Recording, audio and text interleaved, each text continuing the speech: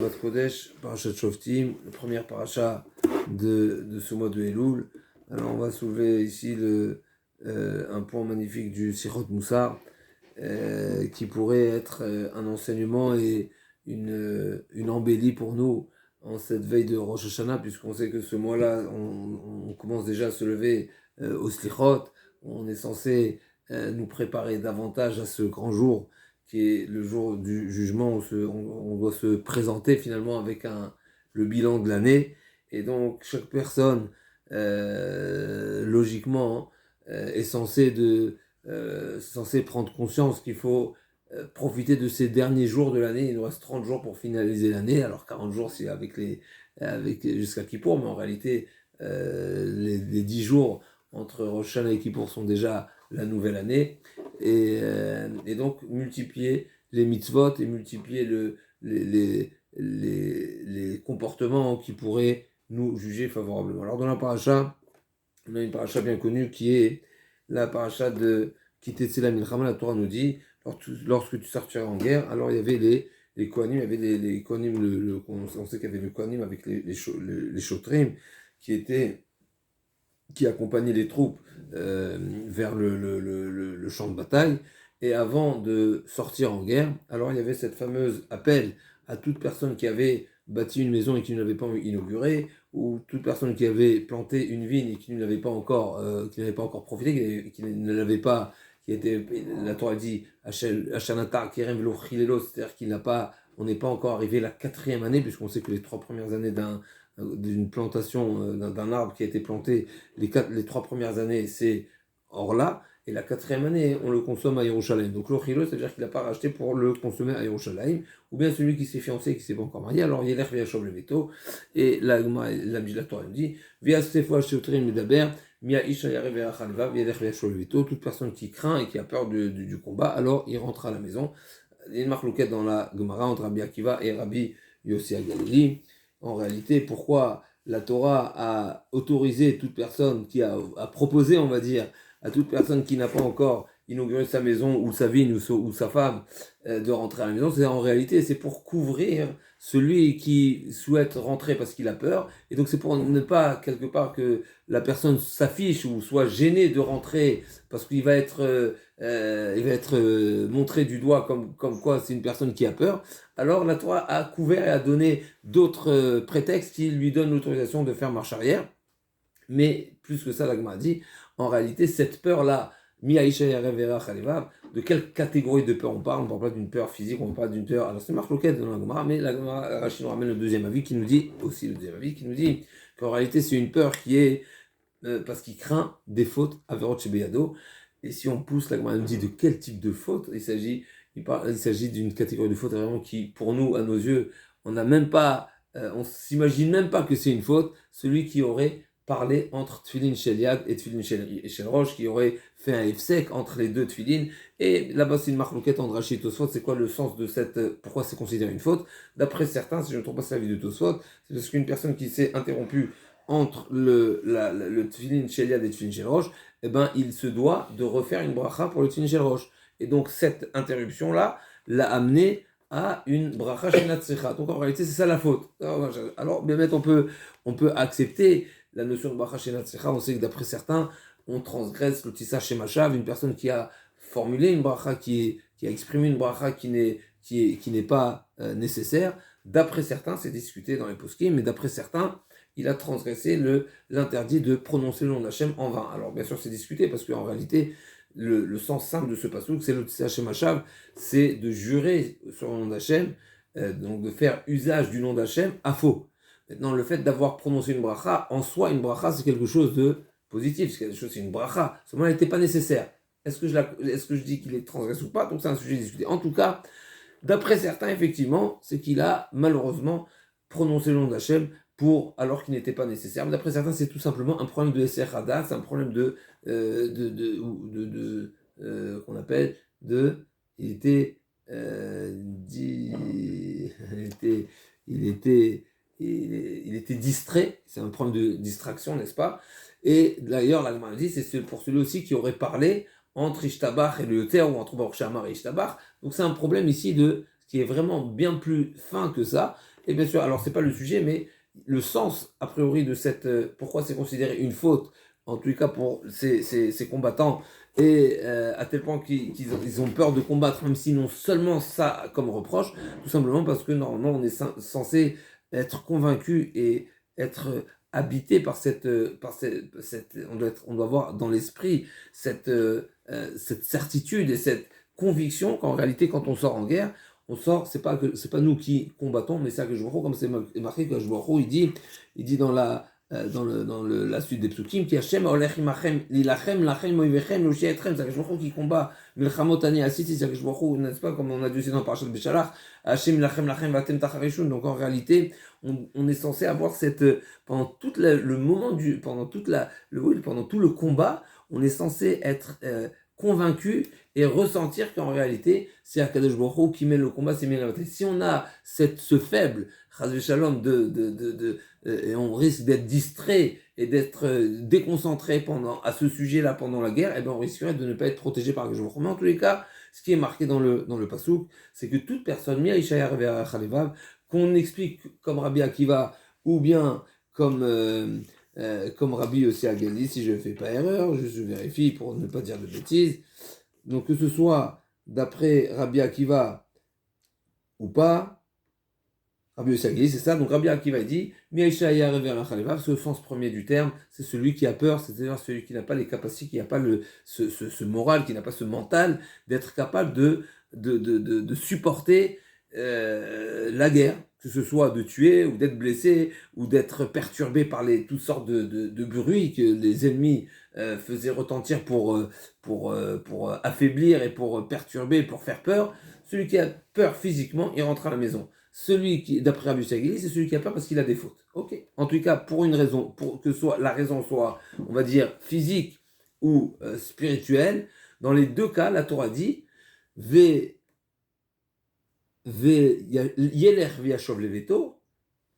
il rentrera à la maison. Pourquoi? Velo imas et levav echav kilvavo. Ce qui est important, c'est de ne pas décourager, de ne pas dissuader, de ne pas ramollir, on va dire, et d'affaiblir l'esprit des combattants.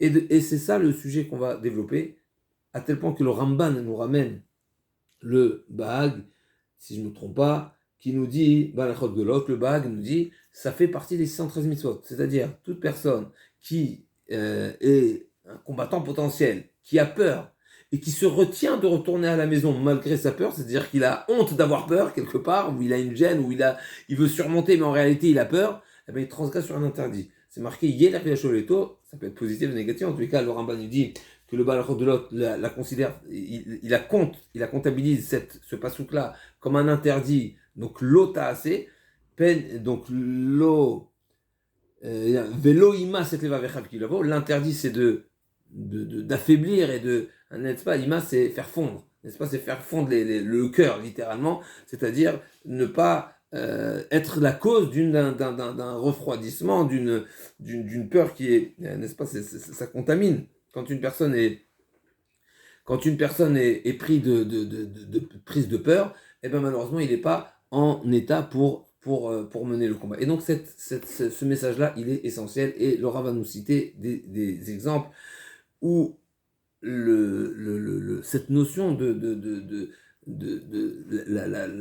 on va dire la problématique et le défaut de la peur, jusqu'à où ça peut mener et amener la personne. En un mot, le Rav nous dit, en réalité, une personne qui a peur ne mérite pas le nes.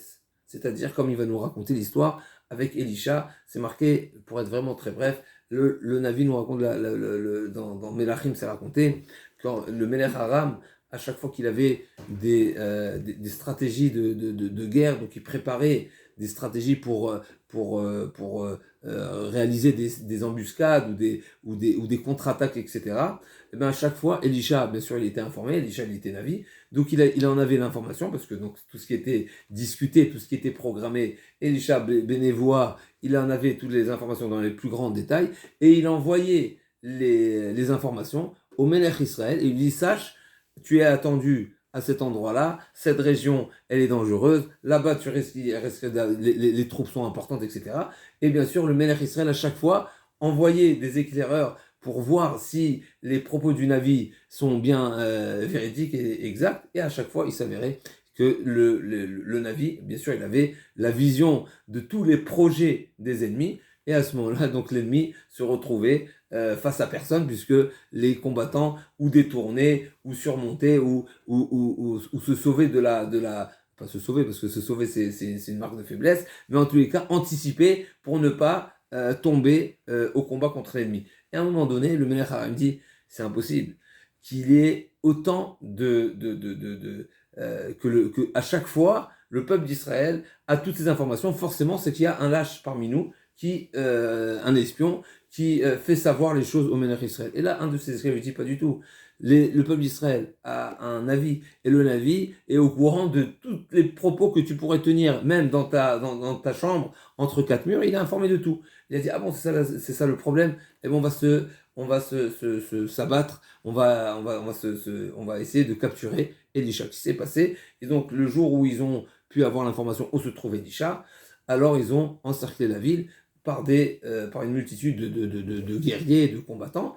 Et donc au petit matin, le Navi nous raconte que le Nahar, donc le jeune qui était avec Elisha, il se lève, il ouvre les volets et il voit qu'il est complètement encerclé, il est pris de panique, il lui dit qu'est-ce qu'on va faire? Et Elisha lui répond, sache que nos combattants sont bien plus importants que les leurs. Et il a pris à Kadosh Baruch Hu, les yeux du Nahar il a pu voir ce qui est invisible et il a pu voir des multitudes de chars de feu qui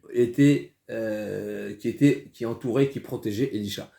La suite de l'histoire, c'est que Elisha n'a pas demandé qu'il soit vengé, qu'il soit écarté par ces fameux chars de feu, par ces malachim, par toute cette protection spirituelle, mais il a demandé à Akadosh Baruch Hu qu'il frappe tous ses combattants, et ils ont tous été aveuglés, à l'image des malachim qui ont fait quand ils ont encerclé la maison de Lot.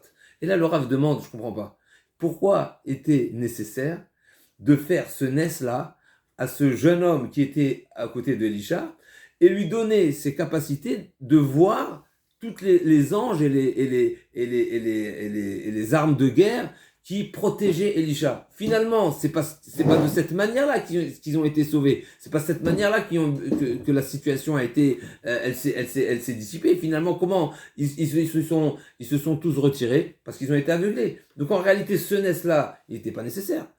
Qu'est-ce qu'il nous répond le Rav? D'ici, on voit, comme il nous dit le Radak, Elisha a demandé à Kadosh Baruch Hu ce nes-là, ce droit, à donner le droit à ce jeune homme de voir qui est-ce qui était autour de Elisha, qui protégeait Elisha, pour ne pas qu'il soit apeuré. Il nous dit le Rav, il en sort d'ici, parce que si effectivement le Nahar, le jeune homme qui est à côté d'Elisha, il a peur, et bien Elisha pourrait ne pas mériter le nes. Même Elisha, et là je dis c'est quelque chose, c'est un chidouche extraordinaire. Quand on parle dans la Torah, effectivement, on est des amis, on est des hommes qui probablement on est d'un même niveau, on est tous des tzadikim, on est tous d'un niveau, on va dire, plus ou moins équitable. Et là je peux entendre que si l'un des combattants a une certaine faiblesse, a une certaine peur, eh ben, il peut communiquer sa peur et il peut dissuader, il peut affaiblir et il peut démoraliser. Ça, j'entends. Là, on est en train de dire que la peur du Nahar, qui n'était bien évidemment pas au niveau d'Elisha, puisque Elisha voyait ce qu'il y avait, il voyait tous les anges, il voyait toute cette protection, il avait cette clairvoyance. Eh ben, elle aurait pu être aussi communicative et aussi empêcher ou ne pas permettre à ce que Elisha mérite ce nes-là, et ça, c'est extraordinaire, c'est ça ce que le Rav nous dit. Savoir, prendre conscience que cette notion vélo imas levav echav kilvavo, c'est quelque chose qui, Chazéchon, peut atteindre même le Navi. Ne pas oublier Elisha, il a mérité d'avoir le double du niveau d'Eliyahu Navi. Alors bien sûr, on ne sait pas ce que c'est un Navi, on ne sait pas ce que c'est un prophète, on ne sait pas c'est quoi les grands prophètes comme Eliyahu Navi, mais Eliyahu Navi a béni Elisha d'avoir doublement de capacité que ce que lui-même avait. Et d'ailleurs, on sait bien on le rappelle dans les Slichot, les Shabirichon, on connaît tous les Nissim qui se sont produits avec Elisha, et il a donné naissance à une femme qui a priori était stérile, qui n'avait pas d'enfant pendant un grand nombre d'années, donc a priori qui était stérile, et ensuite il a fait revivre l'enfant, et ensuite Kana Kemar, et ensuite avec l'huile qui qui était béni, qui était sans cesse, qui avait de quoi remplir tous les tonneaux, et la pluie à la suite d'une sécheresse, et là encore une fois. Donc on sait, la tzara de Naaman, juste quelques prakim avant cette histoire, on nous raconte comment Elisha a suggéré à Naaman, qui était lépreux, de se tremper dans le Yarden, et qu'il est sorti avec une peau de bébé, etc. Donc on connaît la grandeur de Elisha. Et malgré tout, le fait d'avoir à ses côtés un jeune, comme son nom l'indique, a priori nar, c'est que même ça peut être un adulte, mais ça reste un jeune relativement à Elisha, bien sûr. Et bien malgré tout, même si Elisha, encore une fois, il est forcément pas du tout sujet à cette crainte, parce que lui, il voyait ce qu'il y avait. Donc Elisha savait qu'il y avait les anges. Et il a demandé à ce que son art voie, parce que s'il ne voit pas, quelque part, la peur de ce Nahar pouvait avoir une conséquence même sur Elisha. Ici, on voit l'importance et la gravité surtout de ne pas être celui qui, malheureusement, refroidit les troupes, celui qui, malheureusement, pourrait être la cause on va dire, de dissuader une personne à réaliser une mitzvah ou de réaliser une anagatova ou de réaliser quelque chose de bon. Combien ça peut être grave, à tel point que, encore une fois, même Elisha aurait pu être jugé. Alors je vais vraiment écourter, je vais finir avec le deuxième passage du Rav. Le Rav nous dit, à l'opposé, on voit quelque chose d'extraordinaire. On voit, là on a parlé de celui qui peut être la cause malheureusement de refroidissement, mais il y a à l'opposé quelqu'un qui va provoquer, et au contraire il va être à l'origine de faire une mitzvah à quelqu'un. Alors on connaît bien cette règle dans la Gemara, où on l'a rapporté encore il y a quelques temps, concernant la mitzvah de tzedaka, c'est marqué Gadol ha-me'ase minaose. Une personne qui fait faire donner de la tzedaka à quelqu'un, il a un plus grand mérite que celui qui a donné lui-même. Et là, le Rav va nous ramener ce fameux passouk qui dit, comme ça c'est marqué, le passouk qui dit dans Daniel, Umazdike arabim ki kochavim leolam vaed. Ceux qui sont mazdike arabim, ça veut dire ceux qui sont l'origine de la tzidkout du rabbin, donc ils font réaliser à la communauté des bonnes actions, que ce soit des actions, que ce soit aussi une vision de la vie, que ce soit l'étude de la Torah, que ce soit une mitzvah, que ce soit une tefila, etc. Qui kochavim leolam vaed, ils sont comparés aux étoiles qui brillent éternellement. Et d'ici on voit la grandeur de celui qui fait faire une mitzvah à quelqu'un. Mais là, on va juste rentrer dans l'explication qui est extraordinaire à ce sujet-là. Le Rav explique quelle est cette dimension-là d'une personne, comment comprendre d'abord qu'une personne qui fait faire une mitzvah à quelqu'un, il a encore un plus grand niveau, un plus grand salaire, un plus grand mérite que celui qui a réalisé la mitzvah lui-même. A priori, normalement, on devrait dire l'inverse. On connaît cette règle, mitzvah boyeta bishlocho, une personne qui réalise mitzvah chez Begoufo. On sait qu'il y a des mitzvot qui sont réalisées par la personne, comme la Gemara dit par exemple, concernant le kavod Shabbat. Alors, c'est pas une mitzvah, kavod Shabbat, ok, c'est du vrai sofrim. En tous les cas, ce qui est certain, c'est que la Gemara nous raconte combien les Amoraïm se donnaient eux-mêmes à réaliser la mitzvah, parce qu'effectivement, une personne qui peine et qui participe physiquement à la réalisation d'une mitzvah, c'est bien sûr quelque chose d'un plus grand niveau que si il n'a fait seulement que mandater ou que superviser une réalisation. Donc, a priori, réaliser la mitzvah, c'est bien plus important que de faire la mitzvah. Le Rav nous dit non, c'est une erreur. Et comme nous avons dit, c'est des textes qui sont explicites, d'abord dans le passouk, puisque c'est marqué Madzika Arabim Kochavim Leolam Vaed. Et d'un autre côté, on voit aussi dans la Gemara qui nous dit Gadol ha-me'ase minaose. Et le Rav explique comme ça. Il nous dit, on sait qu'il y a un passouk dans la Torah qui nous dit Umshalem les sonav el panav la avido. Akadosh Baruch Hu, il paye le salaire des mitzvot des Rechaim de ce monde-là. Pourquoi? Dans le but de les avido, pour ne pas lui donner une part au monde futur. On sait qu'il y a des personnes, c'est marqué Kol Israël Hashem Chalek Olam Haba, tout Israël potentiellement a une part qui lui est réservée au Olam Haba, bien sûr s'il est méritant. Mais sinon, Ve'elu Shalem Chalek Olam Haba, donc celui qui ne croit pas en Triat HaMetim, celui qui ne croit pas le Apikoros, etc. Il y en a qui n'ont pas Chalek Olam Haba. Maintenant le problème il est, s'ils n'ont pas Chalek Olam Haba, Olam Haba, Gan Eden, ok. En tout cas, s'ils n'ont pas Olam Haba, mais s'ils ont fait une mitzvah, il y a un problème, le bon Dieu doit leur payer la mitzvah. Et s'ils n'ont pas Olam Haba, donc il va leur payer. Où il va leur payer? Ici.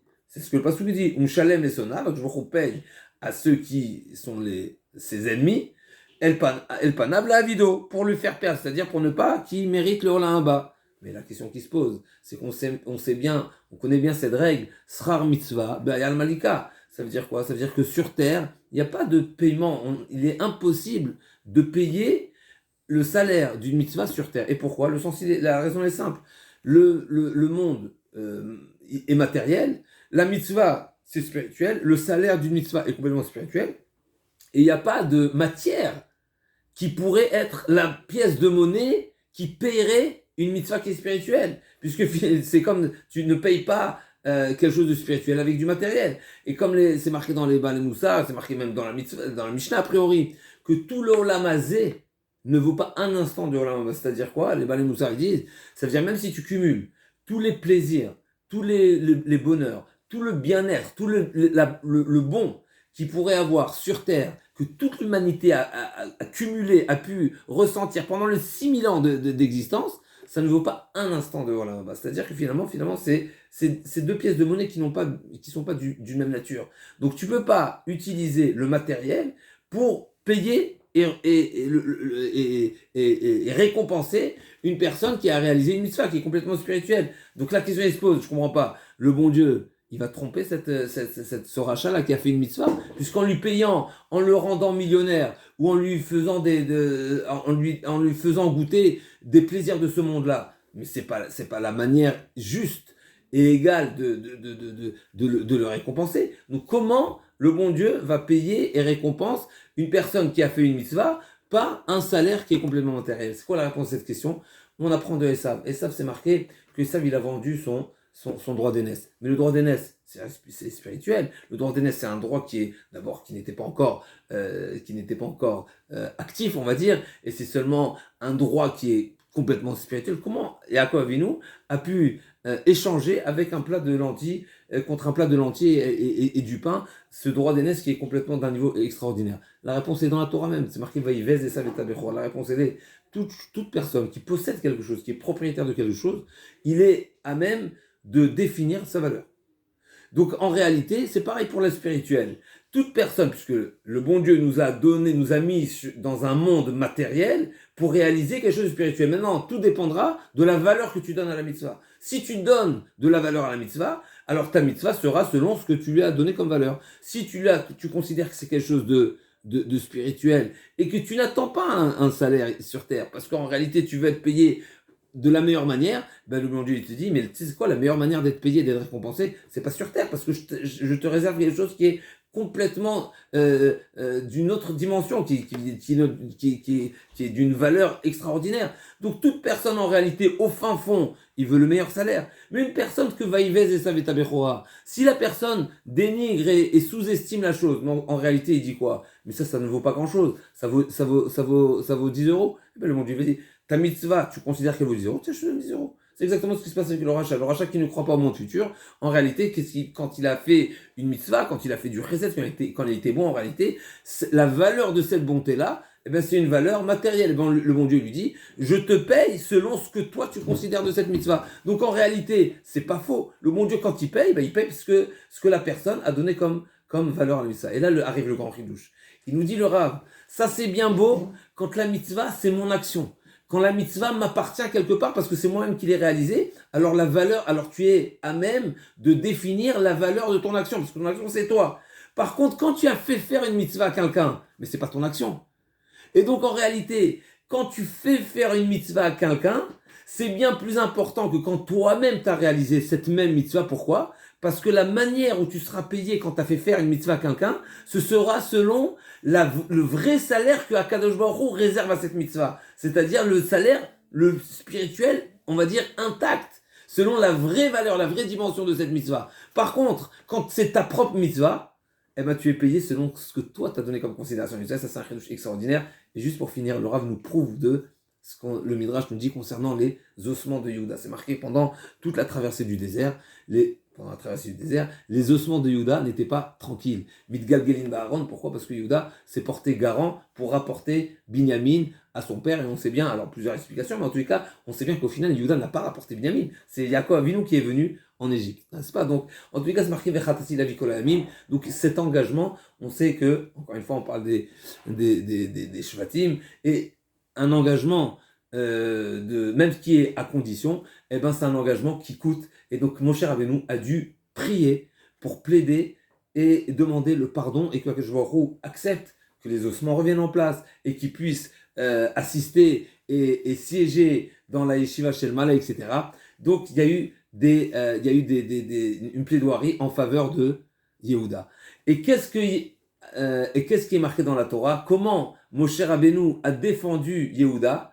Il a dit comme ça, Migaram, c'est marqué dans le Passouk, c'est marqué Yehuda atayuducha achecha, si je ne me trompe pas. Non, c'est pas ça le Passouk. En tous les cas, c'est marqué que grâce à qui Réhouven a reconnu ce qu'il avait fait comme erreur en touchant, en se mêlant de la chambre à coucher de son père. C'est grâce à Yehuda. Réhouven a vu que Yehuda a reconnu publiquement qu'il était le père qui était à l'origine de cette grossesse-là. Et bien Réhouven aussi a surmonté cette difficulté de reconnaître sa faute envers son père. Et donc le Rav me dit, je comprends pas.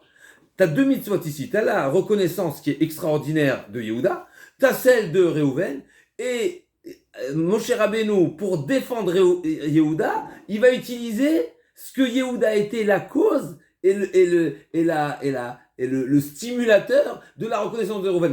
Mais Yehuda lui-même, il a reconnu. Pourquoi la reconnaissance de Yehuda n'est pas plus une raison de défendre et de pardonner à Yehuda par rapport, et tu as besoin de faire appel à la reconnaissance de Réhouven. Plus que ça, on peut rajouter, le Rav ne le dit pas, mais a priori, la reconnaissance de Yehuda a été bien plus importante et bien plus significative et bien plus honteuse que celle de Réhouven. Celle de Réhouven, c'est quoi? Il a reconnu envers son père. Alors bien sûr, c'est Yaakov Avinu. Yaakov Avinu, on ne sait pas ce que ça veut dire, mais en tous les cas, de reconnaître à son père, c'est quelque chose d'extraordinaire, mais au final, ça reste en intime. Yehuda, il a reconnu publiquement. Et d'ailleurs, c'est marqué, pourquoi Yehuda, il a mérité la royauté? C'est parce que Yehuda, il a reconnu. Quelqu'un qui reconnaît, quelqu'un qui sait que, en réalité, quand on a tort, on a tort, et quand on est responsable, on est responsable. Alors à lui revient le règne, à lui revient la malchoute. Donc en réalité, la reconnaissance, la hoda'a de Yehuda, elle était bien plus difficile et c'était un bien plus grand effort que celui de Réhouven. Malgré tout, qu'est-ce qui a défendu Yehuda? C'est ce qu'il a été la cause et c'est ce qui a stimulé, c'est ce qui a permis à Réhouven de reconnaître. D'ici on voit que celui qui fait faire une mitzvah à quelqu'un d'autre, il a un plus grand salaire, un plus grand mérite, et c'est beaucoup plus défendeur que si sa propre mitzvah, comme nous avons dit, parce que notre propre mitzvah, tout dépendra de la valeur qu'on donne à cette mitzvah. Quand on a fait faire une mitzvah à quelqu'un d'autre, eh ben on est à l'origine de cette mitzvah, et Akadosh Baruch Hu, mais on n'est pas les maîtres de cette mitzvah, et donc Akadosh Baruch Hu nous paye et nous récompense selon la vraie valeur, la vraie dimension de cette